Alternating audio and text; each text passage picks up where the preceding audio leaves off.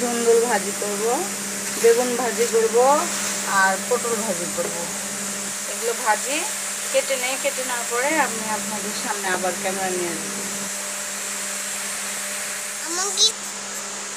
ঈদের পরের দিন মানুষ খায় গরুর মাংস, আর আমরা হচ্ছে এই তো ধুন্দুল ভাজি করব। দেখালাম তো আপনাদের, বেগুন ভাজি করব, ধুন্দুল ভাজি করব, পটল ভাজি করব। এই হচ্ছে আমাদের আজকে মেনু। আর আমরা কোরবানি দেই নাই, আমরা হচ্ছে গরিবই। তারপর আমাদের মাংস দিছিল হচ্ছে বাসালা ভাই, কালকে মাংস দিছিল গতকাল ঈদের দিন, সেগুলো রান্না করছিলাম। আর তাছাড়া ধরেন আমরা অসহায়, আমাদের কেউ শুনে হাসবে, কেউ শুনে কাঁদবে, কারণ ইতিমের মতো পড়ে আছে, আমাদের কেউ নাই আল্লাহ ছাড়া। দোয়া করবেন সবাই, তাও সবাই সুস্থ থাক, ভালো থাক। অনেক কথাই বলা যায় আবার যায় না, তবে একদিন আপনাদের সাথে আমি শেয়ার করব, অনেক কথা আছে।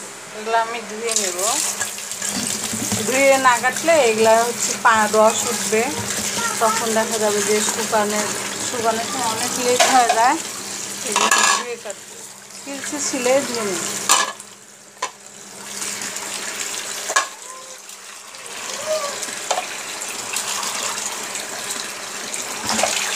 এবার এই যে বেগুন আর ইয়েগুলোও ধুয়ে নেব।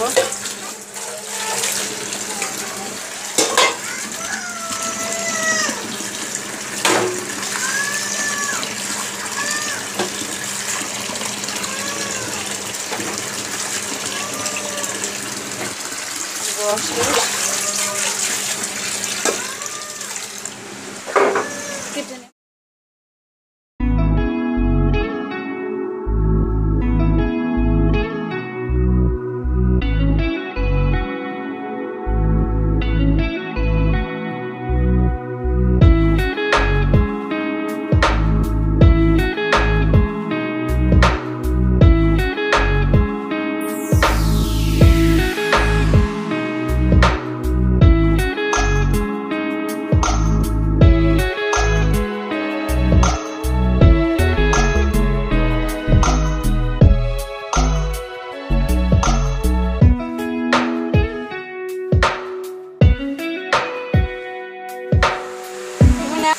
আমার মেয়েকে নাড়া করে দিচ্ছি, গরম তো। সালাম দিয়ে দাও। ওকে বলো, সালাম দিয়ে দাও। সালাম দাও, সালাম দাও। নাড়া হয়েছে, চুল কোথায়? চুল কই? চুল আর চুল নাই, দেখ ক্যামেরার সামনে আসবে না। নাড়া হয়ে গেছে, ওর বাবা হাত ধরে। আল্লাহ, কাটা শেষ। এখন হচ্ছে আমি এগুলো ঠিকঠাক করে রান্না উঠে দেবো, দেখাবো। আমার মেয়েটা নাড়ু হয়েছে, লবণ এখানে দিয়ে দিলাম, আগে দিয়ে দিলাম। সব রেডি করতেছি।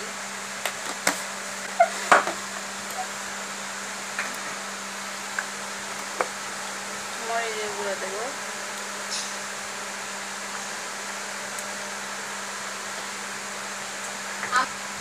হলুদ সামান্য দেবো, এখানে একটু দেবো, এখানে একটু দেবো,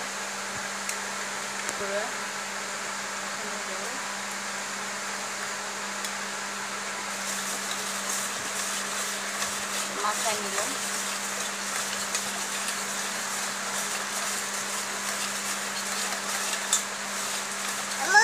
সরিষার তেল দেবো, কড়াই গরম হয়ে গেছে, সরিষার তেল দিয়ে ভাজি করবো। তেল গরম হয়ে গেছে, বেগুন দিয়ে দিলাম।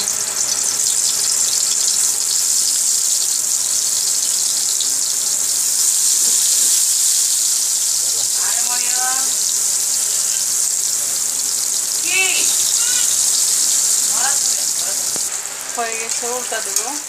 তাড়াতাড়ি হয়ে যাবে, ছোটো ছোটো তো, কিন্তু এগুলো অনেক মজা লাগে। আমার কাছে মজা লাগে, আপনাদের কাছে কেমন লাগে জানি না। অনেকে তো বেগুন ভাজি করছে, কিন্তু আমি একটু ভিন্ন করে করব। হয়ে গেছে, নামাই দেবো।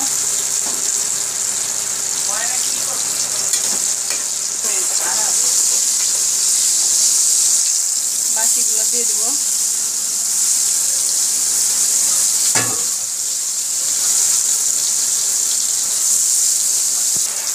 এগুলো হয়ে গেছে।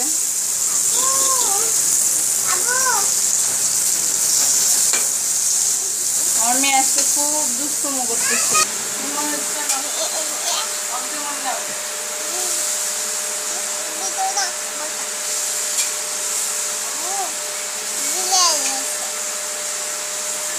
সালাম দিয়ে দেন, আসসালামু আলাইকুম। হ্যাঁ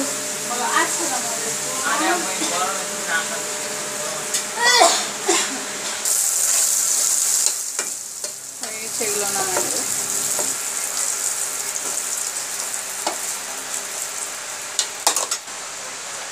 হালকা একটু তেল দিব।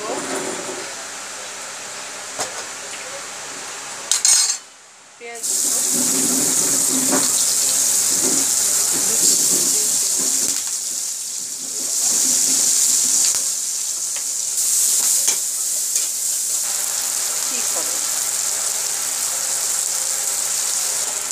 এবার আমি পেঁয়াজগুলো হয়ে গেছে ভাজা, এর ভিতরে বেগুনগুলো দিয়ে দিলাম। অনেক মজা লাগে।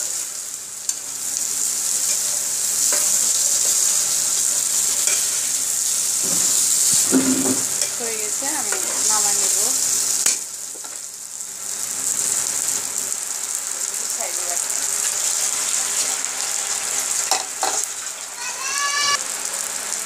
হয়ে গেছে, নামাই নি।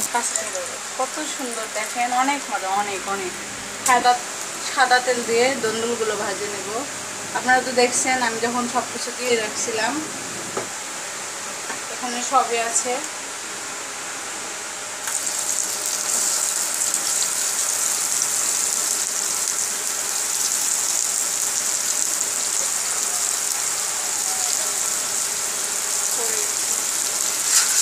যেহেতু কড়াইতে ভরে গেছে, এর জন্য আমি একটু ঢেকে রাখবো 1 মিনিটের জন্য।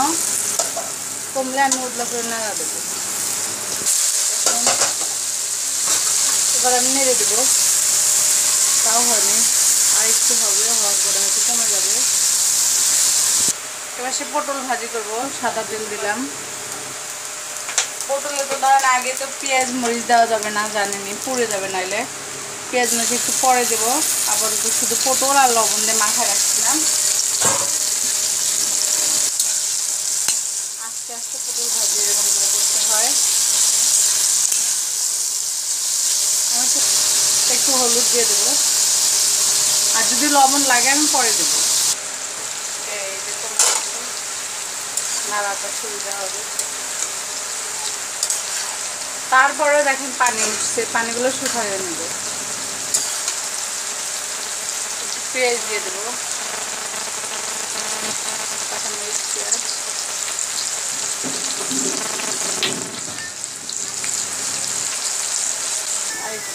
আরেকটু হবে, আরেকটু হলে নামাই নেব। এপাশে এই যে পেঁয়াজ রসুন মরিচ দিছি পরে, দেখাতে পারিনি, কারেন্ট ছিল না তো, পটলও হয়ে গেছে। এই দেখেন হয়ে গেছে। এখন আমরা নামাই নেব। লাগে দিতেছে, এই যে হয়ে গেছে, পানি আর নাই, শুকিয়ে গেছে। এটাও হয়ে গেছে। বেশিগুলো লাগে দিতেছে, পুড়ে যাচ্ছে। সবাই সুস্থ থাকবেন, ভালো থাকবেন। আল্লাহ হাফেজ।